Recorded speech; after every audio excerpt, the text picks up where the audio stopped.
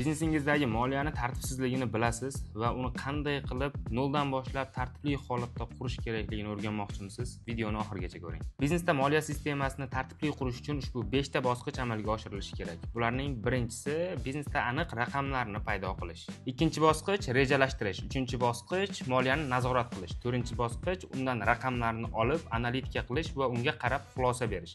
Beshinchi bosqich esa ana shu berilgan xulosalarimizni qay darajada amaliyotda ishlayotganini baholash hisoblanadi. Moliyada ushbu 5 ta bosqichni amalga oshirishdan avval eng birinchi bosqichga to'xtalib o'tamiz.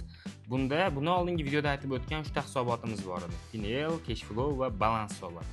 Moliyada mana shu 3 ta raqamni shakllantirishimiz kerak. Tabiiy sizda savol paydo bo'lishi mumkin. Men bu 3 ta hisobotni qanday qilib shakllantirishni boshlayman degan.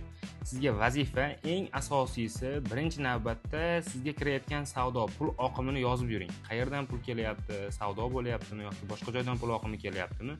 Barchasi yozilishi shart.